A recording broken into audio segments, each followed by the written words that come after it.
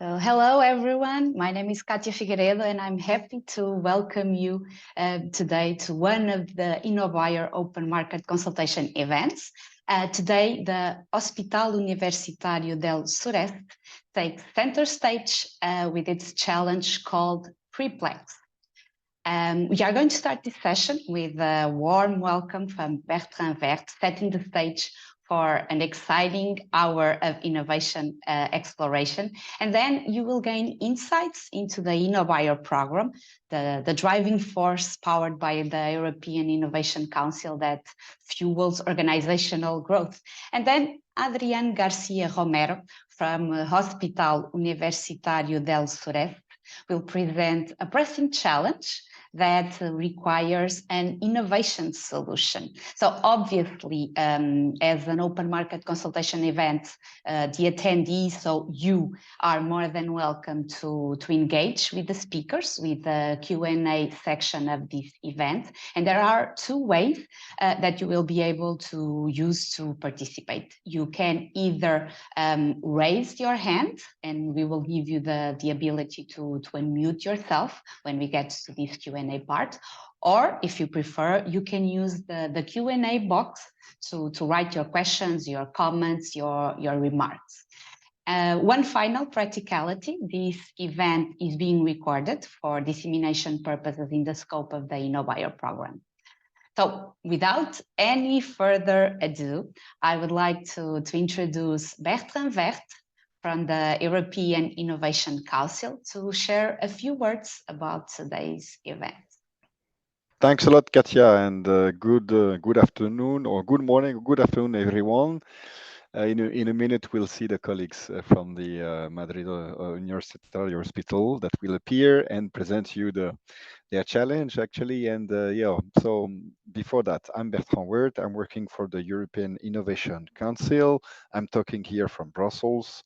And within this European Innovation Council, I do work for the business acceleration services sector.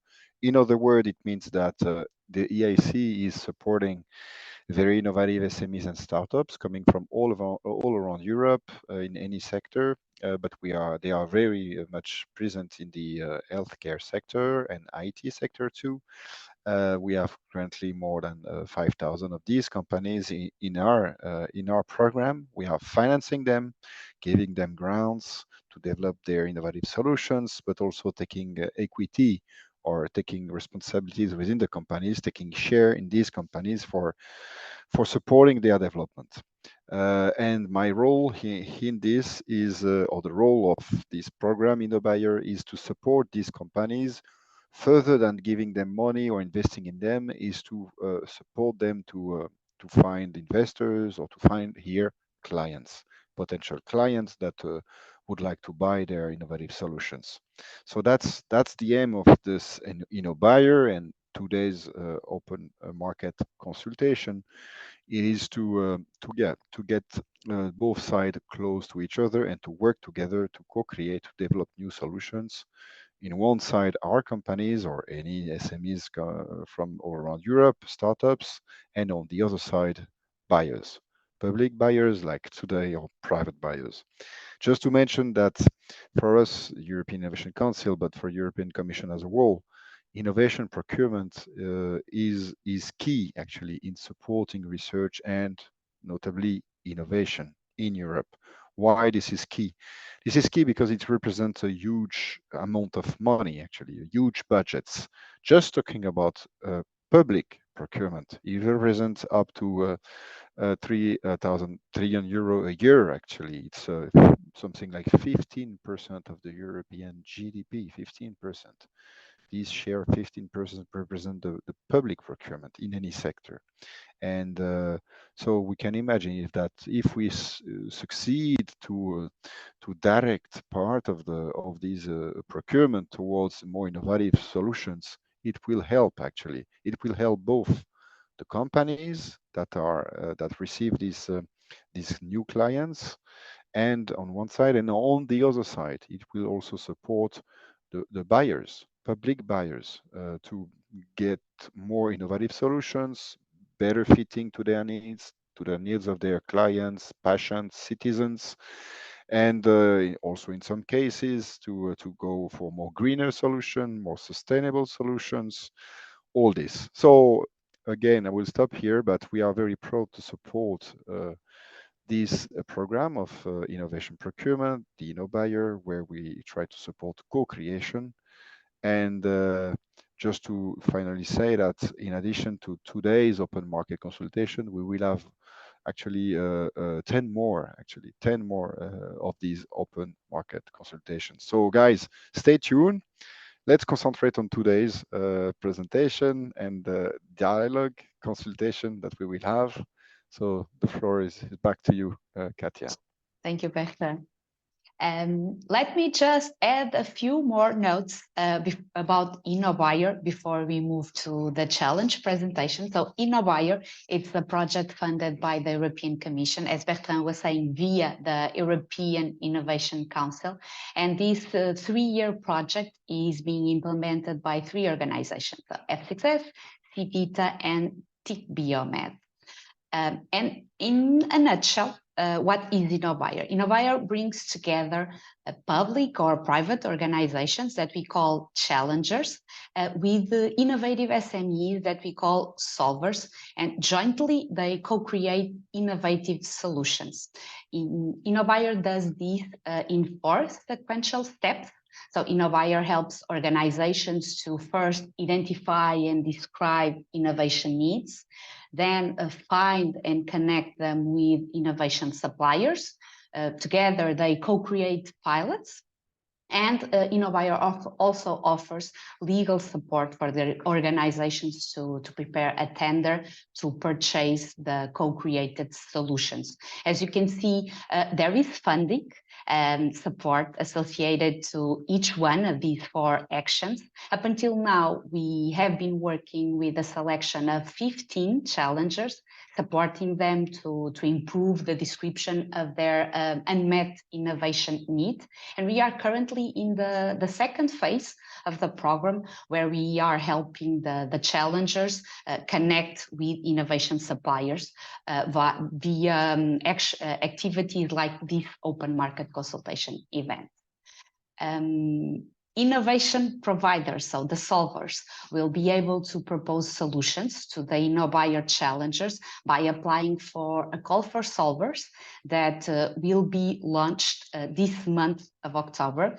And the selected applicants can get up to 58.5K to co-create a pilot with a challenger in a 10-month period. So stay tuned to learn about when this call for solvers is launched and you can stay tuned by following one or more InnoBuyer channels that you are seeing right now on the screen. Now, let's move to the most interesting part of the event, what you are waiting for. I would like to introduce Adrián García Romero from Hospital Universitario del Sureste that will present us their challenge. So, Adrián, please go ahead. The floor is yours. Thank you, Katja. Thank you, Bertrand, and the whole InnoBuyer program. And of course, thank you everyone for attending. I will share my screen now.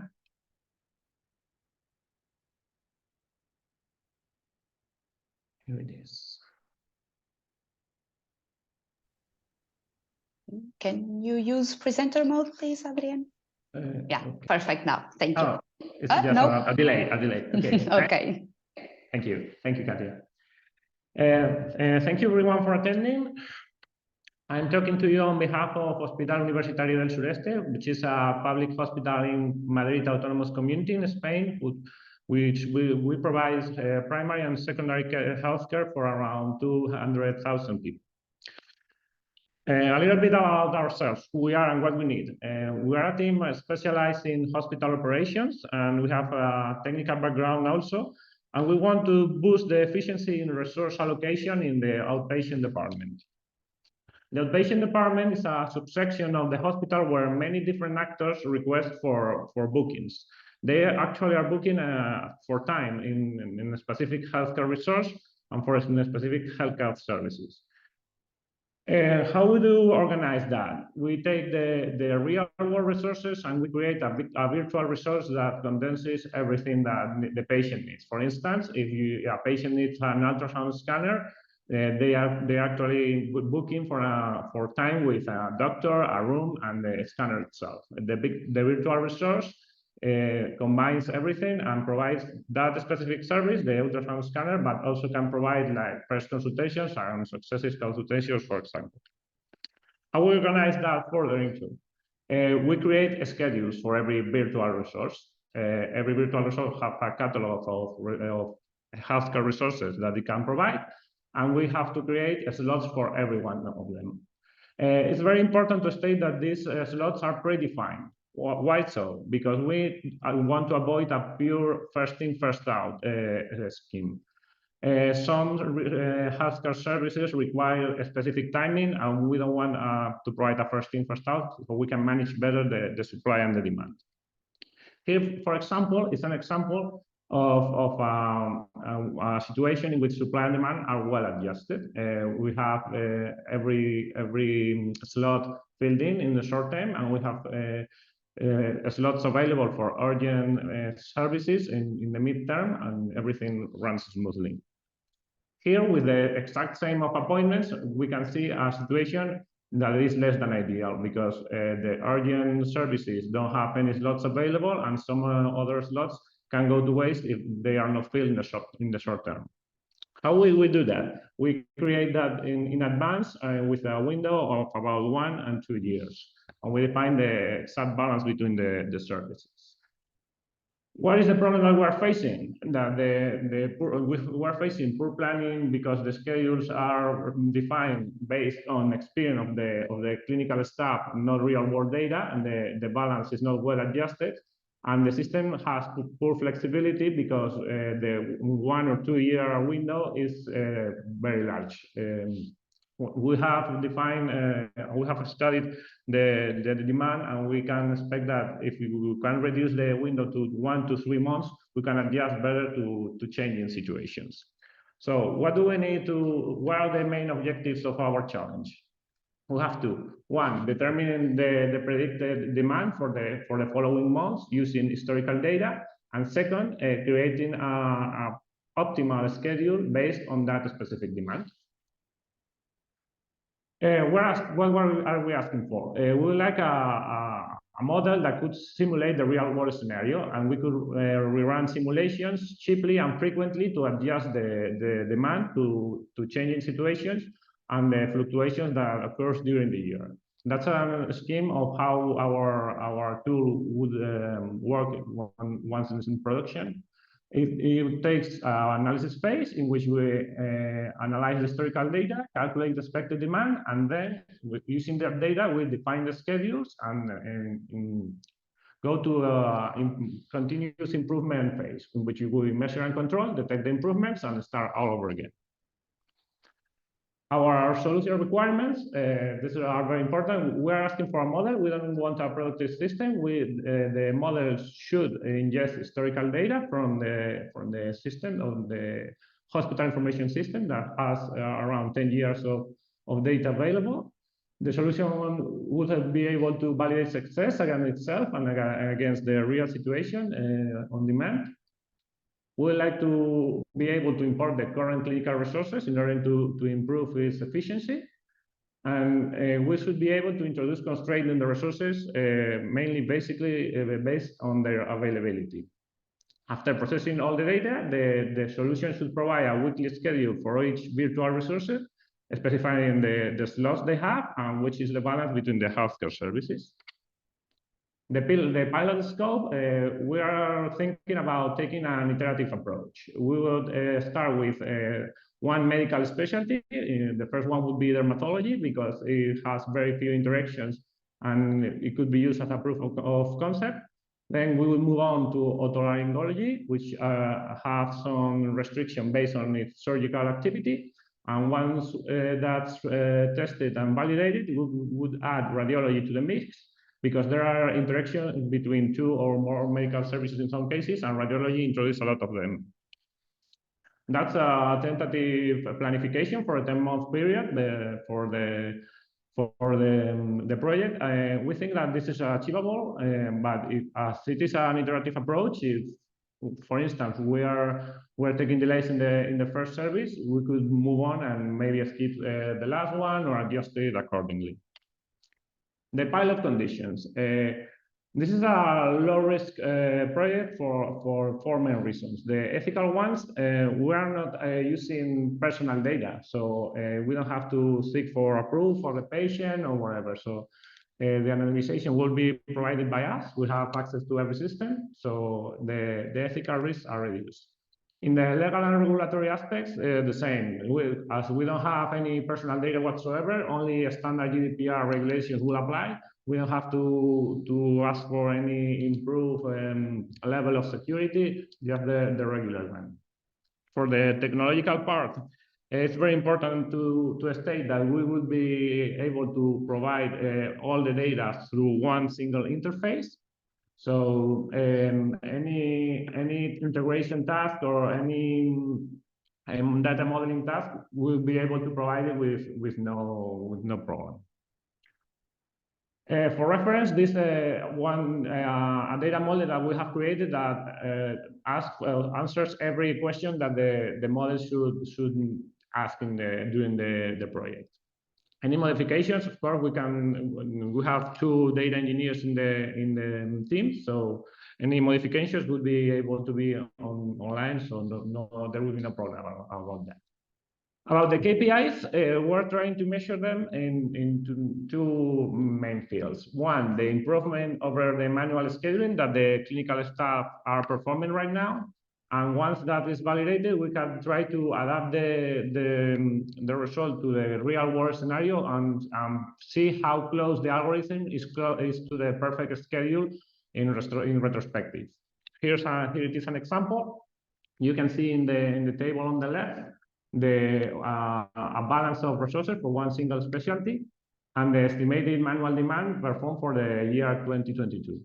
And then you can see the actual demand for every quarter. And in the table on the right, you can see the deviation. This will be the deviation that the human experience once trying to adapt the schedule. In one first attempt, we could try to reduce this deviation, and in the second, we would try to reduce the actual deviation with a perfect scenario. Why this is a good business opportunity? We try to divide it into three parts: the when, the with who, and the real impact in the world. The when, why do we think is nice to do it right now?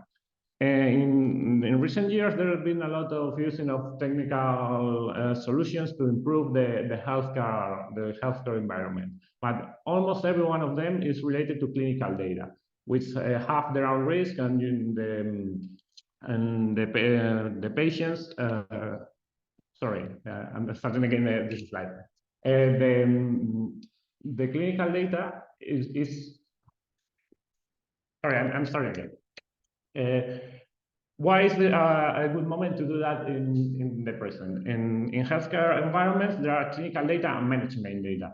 The clinical data is the one that capitalize the investment in technology right now. The management data, we have hit a wall with that because one single problem. We can find the actual technical capabilities and functional capabilities for the personnel to find solutions to them.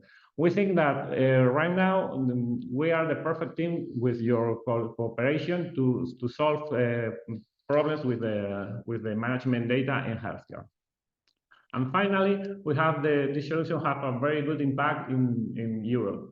Here in Madrid, we will be able to adapt this solution to around 3 million potential users, so the patients, and in Spain to around 45 million patients with very few adaptations. Around Europe, with the patients, we share the beverage model, which is around 100 million users. A few adaptations should be made. And in Bismarck model, we'll need more deep adaptations, but the problem of waiting list is widespread. So we think there's a lot of potential about that. And we want to stress that there's a lot of political interest in reducing the waiting list. So nothing drives more the public expenditure than political will to solve a problem. So I think there's a lot of money and a lot of potential with this solution. These are the questions for our solution providers. Is there anything we could do to further facilitate the data access? We have a very strong team with data engineering capabilities, so we think this is a good challenge, a good opportunity to enter or in the healthcare sector, which is often difficult to do. And we would like to ask about potential solutions that would be able to address the problem, and what would you think would be the main barriers to the development of a solution like that? Thank you very much. Thank you so much, Adrian, for explaining us your challenge with these details. So we are entering now the Q&A part of the event. So the part where we ask for the attendees to join the discussion by either answering the questions that you are seeing here on the screen that are being asked by the challenger, or you can join the discussion by bringing questions yourself that you would like Adrian to answer. So something about the presentation that you would need, that you would like to have further details, or something that you would like to be clarified. You can participate in the discussion in two ways. It's up to you. If you would like to turn on your mic and say your question or provide your comments, you just need to raise your hand, and I'm seeing the first one. Great, the first hand raised. So if you would like to turn the ability to turn your mic on, just raise the hand, and we will give you the opportunity to ask your question. If you prefer to remain anonymous, or if for some reason you don't want to turn your mic on, you can simply use the Q&A box that you are seeing here in Zoom and send us your question in written form. So we have the first hand raised from Calvin. I'm going to give you the possibility now to turn your mic on and tell us your question or your feedback. Hi, Calvin. Can you hear me now? Yes. Yeah, perfect. So my question is like a technical question, like how frequently can we update these schedules? For example, let's say that we want to update the schedule, but there are already some bookings for a given slot. So what is the expected window, the expected predictive window where we can update those schedules? And if we will need to adjust schedules on demand or real time according to, for example, peaks on unexpected demand, or for example, if a resource gets broken, will the system need to adjust like real time on demand for these kind of challenges? Adrian? Thank you for your question. We are now thinking about a 3-month window for the schedules. There will be no real time because the outpatient department doesn't work in real time, so to speak. But we'll be interested in a solution that can create a model and run it as long as we want it on everyone we want. So once the restrictions to the resources are introduced into the system, there will be no problem, I think, in rerunning the schedule. Okay. I don't know if I've asked you to answer your question. Yes, you did. So basically, in this case, it's like a 3 months predictive window where you can. Yeah, that we can rerun anyone we want. So okay. If we're facing a peak because of influenza, for instance, we can rerun it and adjust the schedules to the new scenario. But exactly. in a usual scenario, it would be every 3 months, more or less. Okay, and you don't have to deal, for example, with a machine got broken, so you need to like readjust schedules. Okay. And that kind of products that are more specific, we would adapt ourselves. That's more for planification, not for a specific accident, so to speak, or some personnel that goes on a leave or whatever. Okay, perfect. Thank you. Thank you. Thank you. So more questions, we are ready to take them. I recall that you can either raise your hand and we will give you permission to talk, or if you prefer, you can simply write your question in the Q&A box here in Zoom, and we will be happy to take those questions that you may have. Or if you prefer, you can join the discussion by providing comments to the questions that you are seeing here on the screen that Adrian has shared with us, and we will be happy to receive your comments, your feedback to these questions that we have here on the screen. So we are open to your questions or comments. Katja, maybe I have a follow-up question, if I may. That will be great, of course. So Aline Noisette, he has been working with this challenge, supporting them on their InnoBuyer journey. So Aline, is there comments that you would like to bring to Yes.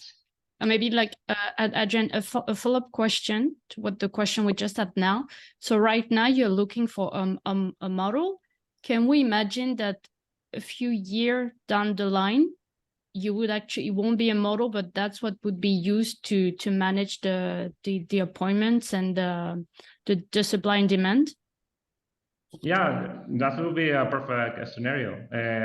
I think that right now with the scope of the pilot, that's out of the question. But in the end, we would like a tool, a proper information tool that can manage the scheduling system without the intervention of the clinical staff that has more important things to do, which is taking care of the patients.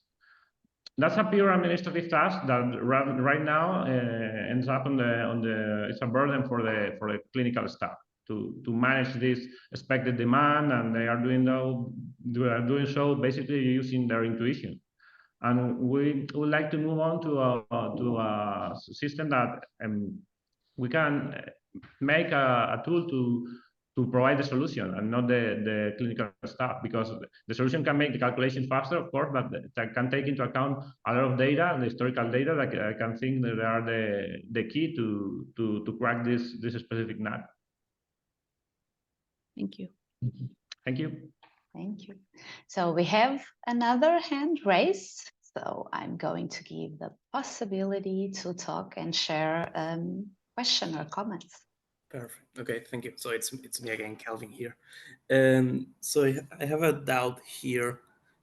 So when we are modeling demand with a limited stock, and in this case we have a limited stock because of the resources can be considered as a stock, typically we have the problem that we are not actually modeling demand, but demand capped by the capacity.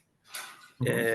So for example, if I only have room for 5 patients and 10 patients are asking for a consultation, I will only, in many cases, we only have the register of the 5 patients you attended. So my question is, are you registering the time of each request or the time that you serve the patient?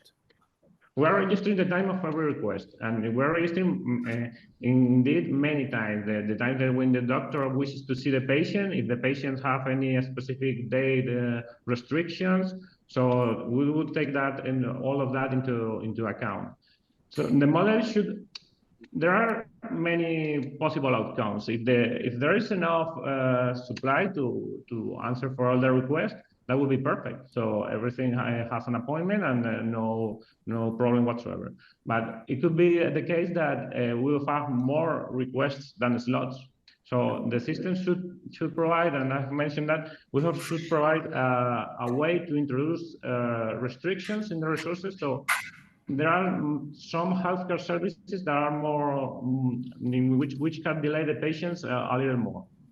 We can have a priority for an ultrasound scanner that is urgent, which we should provide the test in 5 days. But if the more than if there are more patients than that, we can put in the waiting list for a certain amount of time. So for certain services, we can make this waiting list larger if we have the margin, if there are more patients or more requests than slots available.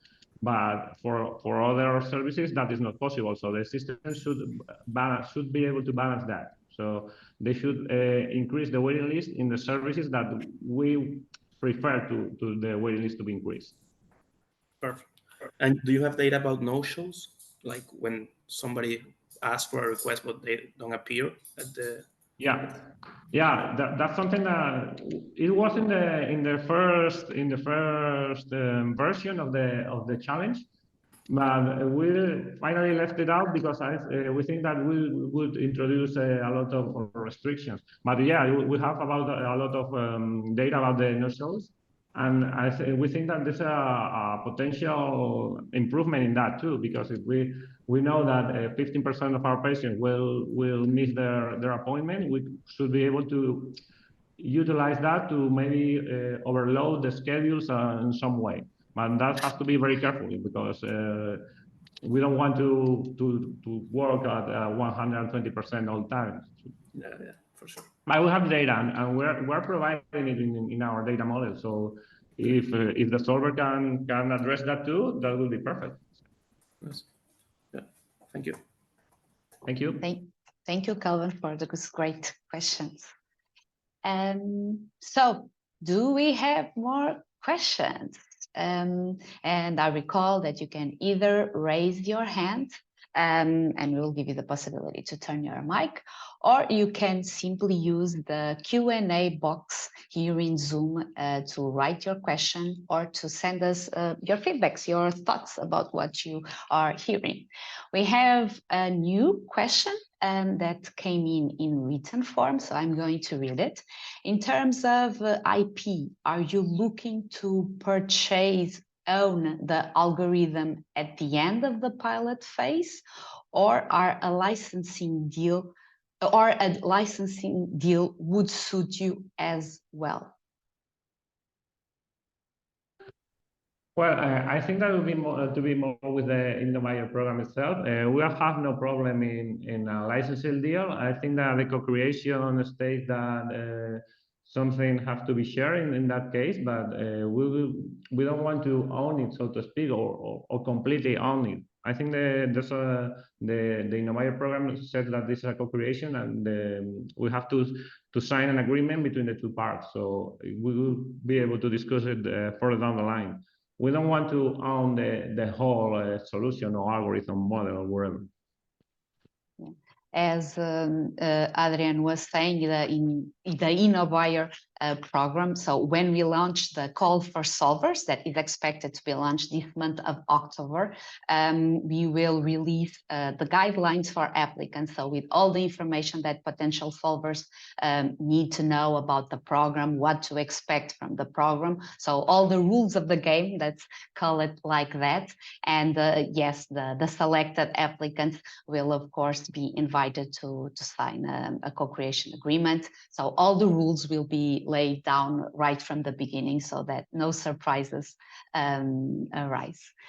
We have another question here about next steps, timeline, and submission format. So the next step will be once we finish this phase of the open market consultation part of the Innovator program. So each challenge will have the opportunity to refine their challenge and have it ready to be published in the call for solvers. This call for solvers is expected to be launched in this month of October.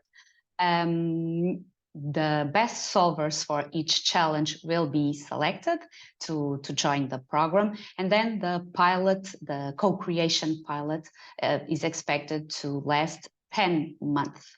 Okay, so but as I was saying, once the call for solvers is launched, the guidelines for applicants will be made publicly available, and all the information about timeline, the rules of what to expect from the program, so all those details will be clearly defined in these guidelines for applicants.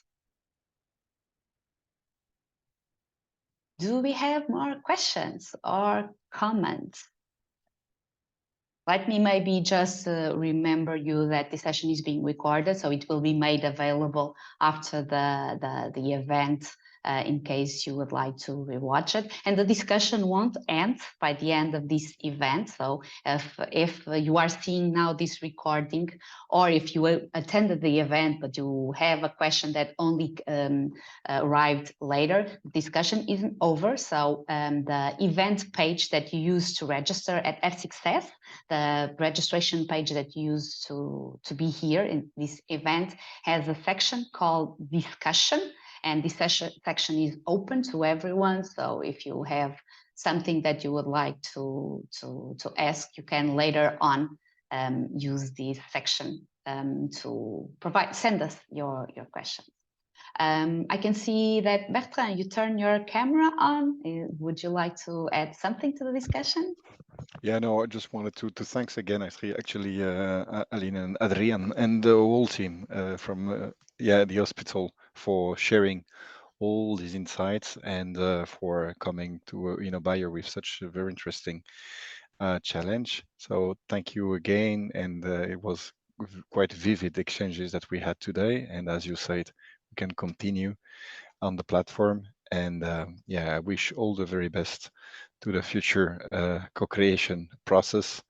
So muchas gracias otra vez, Adrián, and el resto del equipo. Thank you, Katia. Back to you. Thank you, Bertrand. So we still have time for more questions. If you would like to take advantage of having here Adrián available to answer them. So I recall that you can either just raise your hand, or if you prefer, you can use the Q&A box to send us your questions. Seems, Adrián, that you were super clear in your presentation. No questions from the audience. So maybe Aline, would you like to add something? Yes, Adrián, maybe can you tell us a bit more about what you are bringing to the project? So I think you mentioned like data scientist team at some point. How do you envision that collaboration, that co-creation with the team? What do you bring from the hospital concretely? Okay. I think this is a good opportunity because in public hospitals there are usually very difficulties to get into. So you have very specific set of skills in the functional, the knowledge, and the know-how, but also in the technical part. And we have a team that has the both aspects of the task, no? So we can provide data engineers. We are the data engineers. I'm a data engineer myself, and I have a person working with me who has strong technical capabilities in data engineering. So it's very easy for us to summarize all the data that is scattered around a dozen or more systems, and put it into a single point of access, a single interface for the solver to work with. We think that's very important because usually in the public sector, we have 12, 20 or more applications, which depend on several companies. And it's very difficult to access to all the data in a single point. We can solve that. And so for the solver, there will be no trouble whatsoever. And also we have the persons in the team who have a strong knowledge about the operation, the functional requirements, how the hospital works. Not talking about the technical, but the functional aspect of the business. So we found that very difficult to achieve. And when we're talking to companies that sometimes come to the hospital to offer something, from a purely technological perspective, they have a solution that they're fine, but they don't really solve our problems because they don't understand our business, our day-to-day operations or whatever. So that's what we need, something that can understand that. And in that case, we think that we can have both aspects of the problem. We can provide the functional requirement, but also make the technical requirements a lot easier. So in talking about data modeling or even data anonymization, anonymization is a huge problem with dealing with these kind of projects. So we can do that in-house and provide a single point of access with everything that the solver needs, anonymize, summarize, and we can do any changes basically online when we are dealing with data.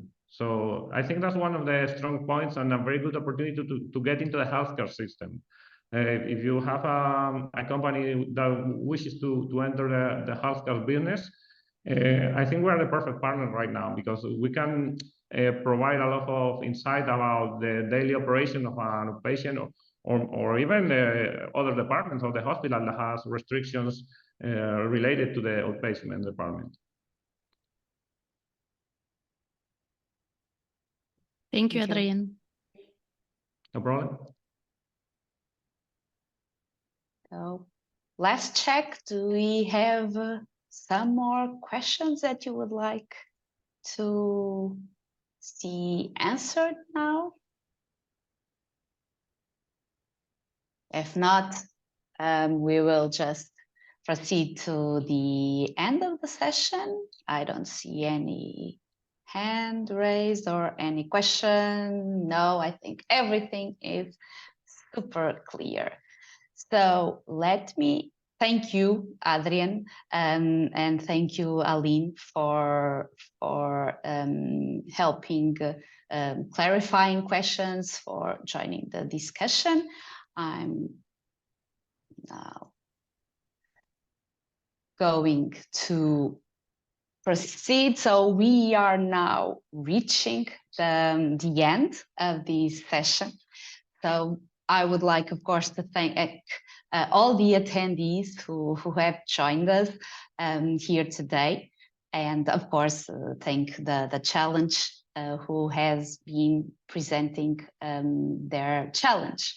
Let me, before closing, share just a few reminders. So the discussion is not over. We can continue the discussion on F6S, on the discussion section of this event, of the page that you use to register for the event. You can still use it to send us any other questions that you may have. As we said, stay tuned for our upcoming call for solvers that is expected to be launched already in this month of October. So stay tuned and make sure to follow InnoWire News through one of the communication channels that are listed here on the screen, so that you don't miss the news about the call being launched. So that's it from our side for today. Thank you so much once again for joining, and have a nice day.